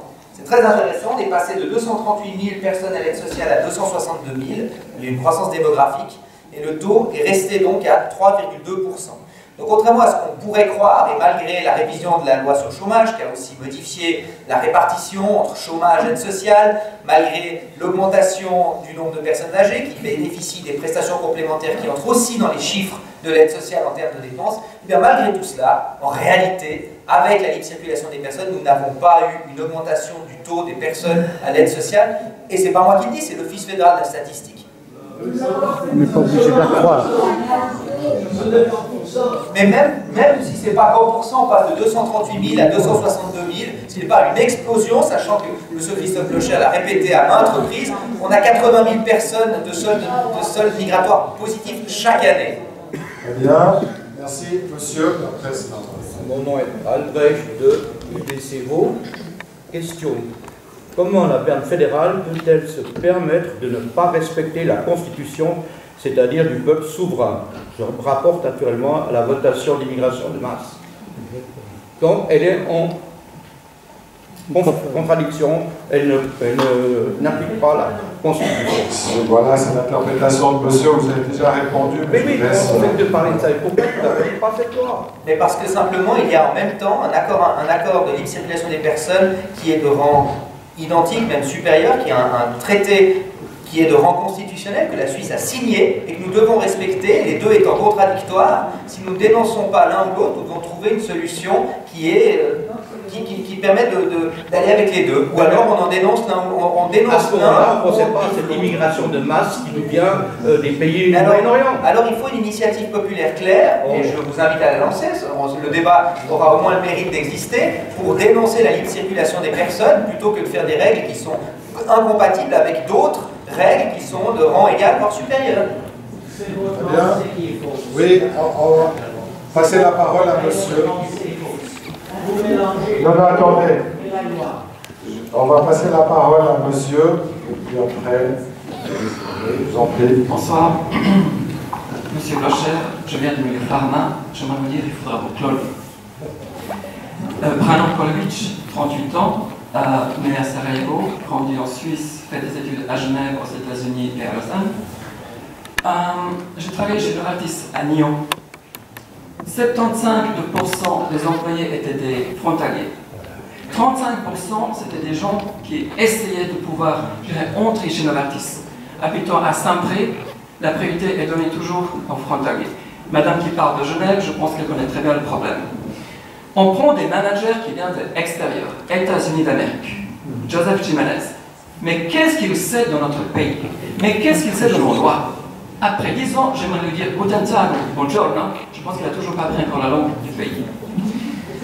ORP, vous parlez de ORP. Croyez-vous vraiment qu'ils vont chercher des employés de ORP? Non, ils vont les chercher de l'une multinationale. Quel est le service numéro 1 mondial? Manpower et tous les autres. Et ORP fait quoi? Rien. On ne peut rien faire. Quel est l'avenir de la Suisse? Ayez le courage d'assumer d'être un mouton noir. Moi, je suis fier, je suis un membre de l'UDC, je défends ce pays parce qu'on essaie de le détruire. Moi, j'ai connu la qualité de vie que j'avais en Suisse quand j'étais enfant, en 1988. J'aimerais le retrouver aussi en 2017, ce qui est faux. À Lausanne, aujourd'hui, on ne peut pas sortir après 22 heures, par peur d'être agressé par un couteau ou quoi que ce soit. Je ne veux pas être avocat du diable, mais oui. Quelle est la question? Oui, voilà, quelle est la question? Quelle est la question? Mais de quoi avons-nous peur d'être différents des autres? C'est tout. Manque de courage. Très bien. On prend Crédit Suisse, on prend Swisscom, Nestlé, que des managers étrangers. Voilà. Je veux avoir un Suisse qui connaît. Je crois que c'est aussi une remarque intéressante, monsieur Blocher et monsieur Nanterre, qu'a fait ce monsieur sur bon, il y a la question des frontaliers, ça c'est la première question. Puis la deuxième question, c'est le management de nos grandes compagnies qui est de plus en plus dirigé par des étrangers. Monsieur citait monsieur Jimenez pour Novartis, Nestlé, c'est aussi en Hollandais, ou c'était un Allemand avant, monsieur Bulke, etc. Donc la question qu'il y a, c'est est-ce que la Suisse n'est plus capable de gérer. Vous, c'est un Suisse pas de grande multinationale, parce que notre pays, finalement, n'est plus capable de générer ses propres entrepreneurs nationaux et doit sous-traiter ça à l'étranger. Qu'est-ce que vous pensez de ça?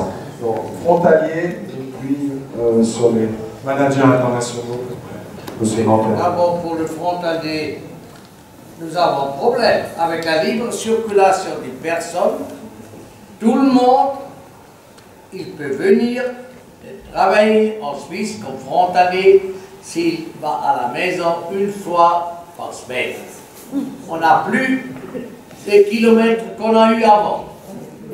Je donne un exemple. Je connais une industrie, la Suisse allemande, il a 95% des personnes de Pologne, des frontaliers. Ils viennent lundi le matin avec la voiture. Ils ont les choses, ils ont bien acheté des nourritures, etc. en Pologne. Et puis ils viennent, ils travaillent jusqu'à l'après, vendredi à 12h.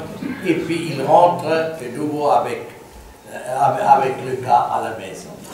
Moi je trouve ça c'est une bêtise. C'est une bêtise. Qui gagne, pour qui est un bénéfice? J'ai demandé à l'entrepreneur, pourquoi vous faites ça?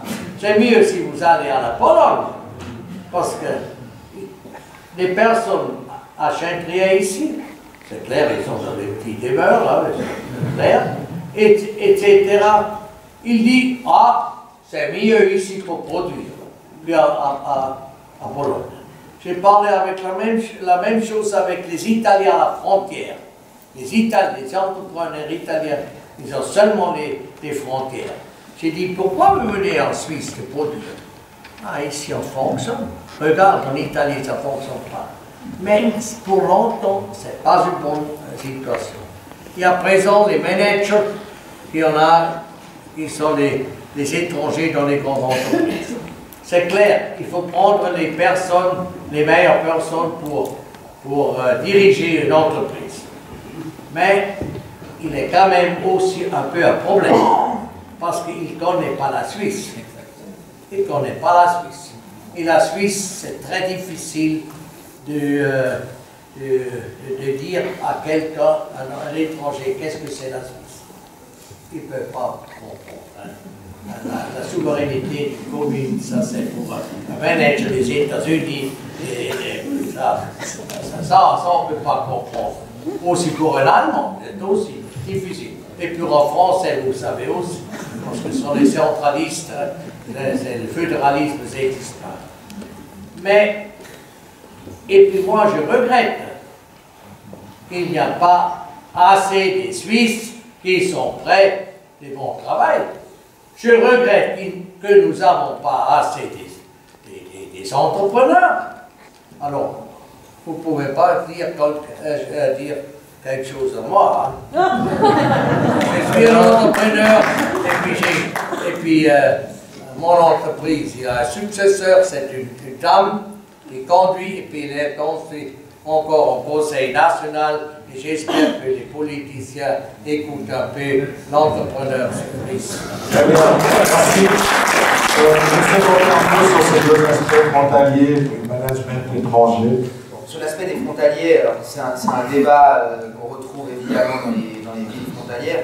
Donc que voulez-vous, quand vous avez 2 de vos 5 plus grandes villes qui sont construites carrément sur la frontière, vous avez forcément la problématique des frontaliers qui se crée. Et d'ailleurs, c'est intéressant de voir que la Suisse, c'est le pays, je crois que 10% des frontaliers de tout le continent européen se retrouvent en Suisse. Ce n'est pas lié forcément à une situation d'abus, c'est aussi parce que si vous êtes à Paris, vous êtes quand même beaucoup plus éloigné de la frontière. Et il n'y a pas tant de villes que ça en Europe qui se trouvent aussi proches de la frontière que c'est le cas en Suisse.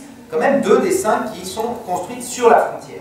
Et puis, je pourrais suivre cette réflexion si pendant la période de libre circulation des personnes, nous avions eu une économie qui se serait cassée la figure, ou alors si nous avions eu un taux de chômage qui avait explosé, ou un taux d'aide sociale qui avait explosé, mais ce n'est pas le cas. On n'a pas eu d'augmentation du chômage, au contraire, on a un taux de chômage qui est plus faible aujourd'hui qu'il y a 10 ans. Mais vous pouvez aller relire les chiffres, comme les chiffres de l'aide sociale, ils sont au chiffre près, ou à la personne près. Vous pouvez voir exactement quels sont ces indicateurs. Tout a été mis en place justement avec les accords bilatéraux pour qu'il puisse y avoir un suivi détaillé. Et on voit que tout ce que l'on pouvait craindre, à juste titre, ne s'est pas réalisé. Ce qui ne veut pas dire que vous ne trouverez jamais un cas particulier, parce que M. Blocher trouve toujours des cas particuliers qui sont d'ailleurs assez amusants, mais qui ne font pas une politique en général. Donc, d'une manière globale, je ne vois pas la nécessité de peindre le diable sur la muraille si, globalement, ces accords ont permis, en tout cas, ils n'ont pas empêché la Suisse de prospérer, et je ne partage pas votre opinion qui voudrait qu'on vive moins bien aujourd'hui qu'on vivait il y a 20 ans. Je pense qu'on vit mieux aujourd'hui qu'on vivait il y a 20 ans, en réalité. Et puis, la deuxième question, en ce qui concerne... J'en suis persuadé. Mais bref, et la deuxième question, concernant les top managers, je rejoins totalement ce qu'a dit Christophe Blocher. Mais vous ne me faites pas croire que ça a un lien avec la libre circulation des personnes. Et je pense qu'avec ou sans la libre circulation des personnes, vous ne refuserez pas à Johnson & Johnson ou à Novartis d'engager un top manager hollandais ou même chinois. Le jour où ils viendront avec une demande d'embauche d'un de ces personnages qui gagnent des salaires que je ne toucherai jamais de ma vie, ce n'est pas vraiment la Confédération qui mettra les pieds au mur, ni les cantons, ni même l'UDC, ni même aucun parti, parce que ce sont des gens qui, dans la balance, sont des cas particuliers. Donc la libre circulation des personnes ne concerne absolument pas ces situations-là. C'est un autre problème, le problème de l'entrepreneuriat en Suisse, que je comprends, mais on ne peut pas, à mon avis, on mélangerait tout si on faisait croire que si on a aujourd'hui à la tête des grandes entreprises suisses des étrangers, c'est lié à la libre circulation des personnes. Mais les grands managers étrangers ne sont pas toujours meilleurs. Non, c'est ça. Ils sont mieux payés, c'est ça. Ça peut-être. C'est pas la même chose. C'est souvent vrai. L'heure avance, on avait dit qu'on arrêtait vers 20h30, je crois qu'on peut encore prendre peut-être une ou deux questions maximum. On va prendre madame devant, et puis peut-être derrière madame, et puis après on va s'arrêter parce que... Voilà. Oui. Alors bonsoir, Jennifer Badou, vice-présidente de Vicevo. J'aurais une question pour notre conseiller national ici présent. Bon, déjà, juste pour rappeler que la libre circulation des personnes permet à un frontalier de ne pas vivre en région frontalière. Ça, on s'expliquera sur un autre point. Mais ma question n'est pas là. La Suisse est le 3e partenaire commercial de l'Union européenne. Question de volume. Je ne vais pas prendre en compte d'autres diverses statistiques et chiffres, puisqu'on peut dire plus ou moins n'importe quoi aux chiffres. Ma question est la suivante. Pourquoi tant de dénigrement de votre part de la force économique suisse face à ce que vous appelez notre partenaire commercial, qui à mes yeux n'est pas un partenaire commercial, ou du moins qui n'est plus, qui est simplement on va dire un empire dictatorial qui s'oppose aux décisions de ces sujets et encore plus grave, qui s'oppose aux décisions des gens qui ne sont même pas ces sujets. Très bonne question. Sur l'empire européen. Vous savez, je suis très attaché à la souveraineté, je n'aime pas quand l'Union européenne fait des leçons sur notre pays et je ne leur en fais pas non plus. Très bien. C'est une réponse très courte, mais pourquoi pas. Madame. Bonsoir. Monsieur, après on va s'arrêter parce qu'on va arrêter à 9h moins le quart. Monsieur Blocher doit rentrer à Zurich. Oui, voilà. Anne-Marie Berger, bonsoir. J'ai une question, monsieur Dantermont. Si on admet qu'il y a 80 000 personnes qui rentrent en Suisse chaque année, x 10, ça fait 800 000 personnes.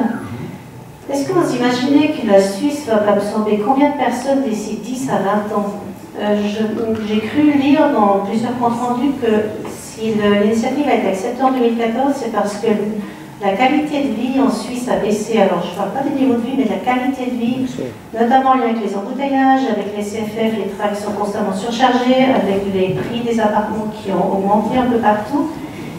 Et je me dis, si 80 000 personnes entrent chaque année, ça fait un appel d'air, c'est impossible que ça s'arrête un jour. Parce que 80 000 personnes, il faut bien les loger, ça veut dire qu'il faut construire des appartements, ça veut dire qu'il faut ouvrir des écoles, il faut construire des hôpitaux, il faut faire venir des médecins et des infirmières. Et donc, si le trend continue, c'est pas possible que ça s'arrête. Et donc, vous voyez une Suisse à combien d'habitants d'ici 10-20 ans?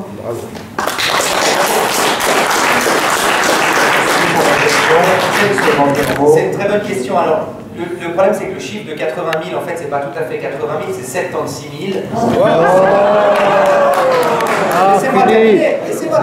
Tout d'abord, c'est 76 000 et c'est 2013. Et c'était un pic. Et c'était un pic et depuis, le chiffre rebaisse. Donc, en réalité, on a pensé à un moment donné qu'on atteindrait 80 000. Alors, c'est vrai qu'on n'est pas à 8 000. C'est vrai que le chiffre qui était attendu de 8 000 était beaucoup trop élevé, il était fondé aussi sur un taux de croissance des années 90 qui était beaucoup plus faible que celui qu'on a eu à partir des années 2000. Je ne prétends pas que c'est grâce aux accords bilatéraux qu'on a eu ce taux de croissance plus élevé, mais en tout cas, ça ne l'a pas fait descendre. Et puis, aujourd'hui, on a un solde positif de l'Union européenne qui est autour des 35 000 personnes, si je ne me trompe pas, pour l'année 2016, si ma mémoire est bonne. Donc on est à un chiffre quand même plus bas. Ensuite, la quantité de personnes que la Suisse peut accueillir, alors c'est une question extrêmement pertinente, je suis assez fédéraliste, je pense qu'elle relève d'une problématique d'aménagement du territoire. On ne peut pas accueillir plus de monde si on étale l'urbanisation, si on ne crée pas des centres urbains forts. Vous trouvez en Europe des villes qui ont plusieurs fois la population suisse sur un espace plus restreint sans que la qualité de vie soit forcément catastrophique. C'est des autres modes de vie. La Suisse a cette habitude à cette construction assez étalée comme on connaît aujourd'hui, mais c'est vrai qu'on ne peut pas imaginer une Suisse à 15 ou 20 millions d'habitants avec un développement territorial comme on l'a connu ces 30 dernières années. Ça, je ne vous le fais pas dire. Mais en tout cas, jusqu'ici, les 80 000 dont on parle sont en fait, on ne peut pas les projeter comme ça sur une longue période parce que l'évolution est en fait beaucoup plus en dents de scie que cela. Et puis on n'a pas assez de recul pour pouvoir dire qu'on aura forcément 800 000 personnes de plus dans 10 ans. Rien ne permet de le dire et c'est parce qu'on a constaté d'ailleurs ces dernières années, puisqu'on a par exemple en provenance de l'Union européenne, si on parle que de cette catégorie de personnes, puisque c'est le sujet du débat ce soir, 450 000 personnes sur les 10 dernières années qui sont venues s'établir en Suisse. Monsieur Blocher, peut-être sur cette question, comment vous voyez la Suisse, donc un million depuis nous avons la libre circulation de personnes, et il y a des personnes qui vont à la maison, c'est clair, chaque année, et puis il y a des personnes qui viennent et qui restent ici, et la différence, c'est plus que 70 000 personnes. À 16, ça a été 2016, ça a été 17 000 personnes. Et avant, c'est encore beaucoup plus, par exemple en 2008, plus que 100 000, etc. Et dans les 10 ans, c'est environ 800 personnes. 800 000 personnes, je crois, c'est le compte de Vaud. Et puis ça, c'est un problème pour un pays, dans 10 années, si beaucoup de personnes. Combien de médecins pour un compte de Vaud? Combien de maîtres d'école? Combien des hôpitaux, etc. chaque année? Il faut augmenter, et dans 10 ans, c'est si grand comme un canton de Vaud. Et nous ne sommes pas contre une migration. Mais pourquoi, si c'est contre bêtise de dire tout le monde sont bienvenus en Suisse, ils peuvent rester là, et puis ça donnera le problème que vous dites, c'est aussi la qualité de ville. Par exemple, je vois autour de Zurich, le matin, vous n'avez pas de possibilité d'aller avec le travail parce que c'est trop de trafic, c'est clair. Chaque année, il n'y a plus de voitures. Et puis, ça c'est seulement en Suisse. Dans les autres pays, vous ne trouvez pas un pays en Europe avec cette migration. Pourcentage, c'est clair. Un Allemand qui est 10 fois plus grand, c'est clair, ils ont absolument plus de personnes. Mais en pourcentage, c'est beaucoup moins. Et je ne peux pas comprendre pourquoi on peut être un peu plus modeste. C'est ça. Et puis... Juste là-dessus, après on va arrêter parce que sincèrement, on est obligé d'arrêter. Alors, très court, M. Nantermo, puis après on va conclure. Et puis, M. Montello, par exemple, les frontaliers de 2007 jusqu'à 2016. 2007, nous avons eu 204 000 personnes, et à présent, nous avons 322 000 personnes. Vous voyez, dans 10 ans, c'est quand même beaucoup. Oui, mais je n'ai pas prétendu que c'était peu. Mais ce qui est intéressant de savoir, c'est que les années où nous avons eu le plus de migration en Suisse, le seuil positif le plus élevé en Suisse, c'est au début des années 90. Ce n'était pas avec la libre circulation des personnes. Donc, en réalité, la question du sol migratoire peut aussi exister en dehors de l'accord de libre circulation des personnes et dépend davantage de la performance économique du pays et de la demande de main-d'œuvre que des accords que l'on a signés. Très bien. Je suis désolé de mais ça, c'est pas juste des années 90. Mais c'est juste pour aller réfléchir. Je pense parce que j'ai vu des gens entendu. 96, 91, c'était 2000. 91, 92. On parle de 1400, je pense 240 000. 91 Oui. 200 000. Oui, le sol migratoire. Alors, je vais encore compliquer. J'ai commencé en 96 parce que dans une discussion, quelqu'un m'a dit en 96, etc. Mais je vais regarder. On va vérifier. Écoutez, je suis désolé d'interrompre là, mais ça fait maintenant 1h45. On avait prévu, je crois, d'interrompre à 20h30. J'aimerais encore remercier nos deux débatteurs parce que vraiment c'était un débat tout à fait intéressant. Je crois qu'on peut les applaudir.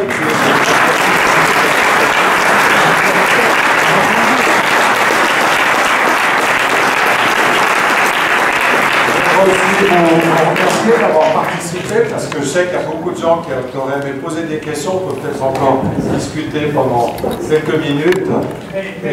C'est inévitable, Merci beaucoup aussi pour ceux qui ont voulu dire quelque chose, participer.